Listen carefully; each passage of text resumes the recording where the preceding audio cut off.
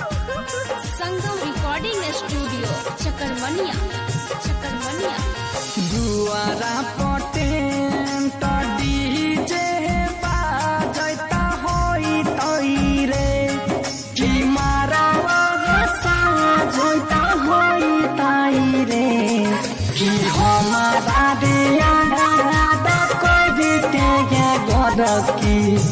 हमर जान की ओसारा बैठी के कागा मैता होई तैरे गोरे गोरे हाथ में मेहंदी लगावत होई तैरे कि सब कोई नाचत होई तैरे कि हमारा याद करके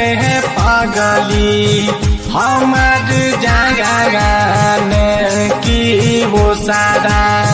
बैठ के कागनत होई तैरे सिंगिंग बाय करण जौहर।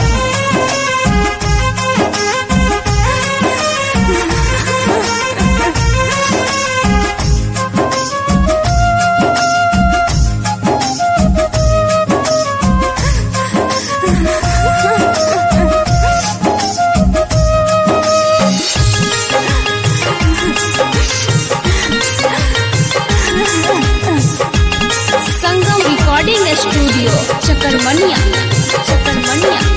होइतै माटा कोराबा आहै खून घिढारी होई तैरे कि दुआरा बराती आई तैरे कि हमारा दिया कोई के पागली हमर जान की ओसारा बैठ के कागा मैता होई तैरे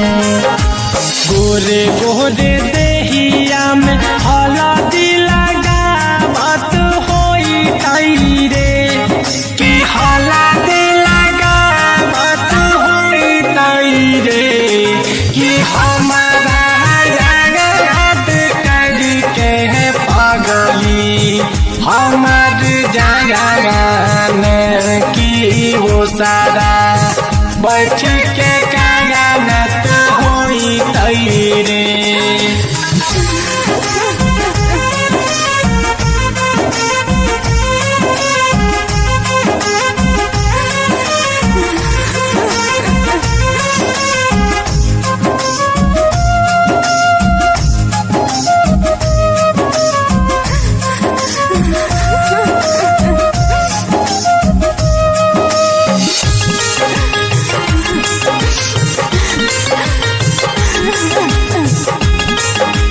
रिकॉर्डिंग बाय दुर्गेश जी। सोचल सपनावा में भगवान यज्ञा लगैला कई रे कि हमारा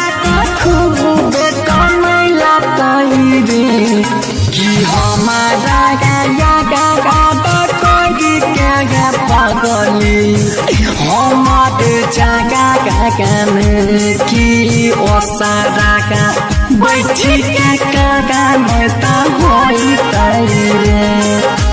होते वादा माला जहान ससुरावा जाई तैरे कि याद ओकर खूब तर पाई तैरे कि हमारा याद करके पागली हमर जागरण की वो सारा बैठ के कागनत होई तैरे सिंगिंग बाय करण जौहर।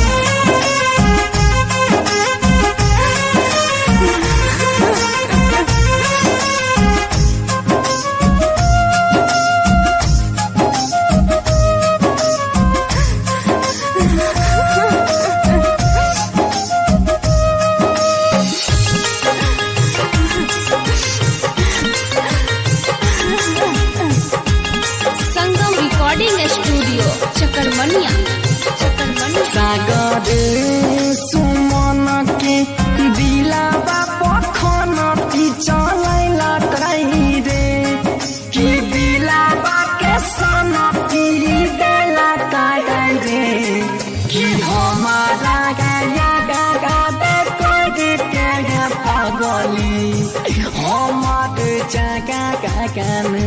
की ओ सारा का बैठी के कागन त होई तैरे करन जोहार संगे छोड़ी दूरा किसके होई तैरे कि संगम रणधीर के होई तैरे कि हमारा याद करके पागली हमार जागन की वो सारा बैठ के कागन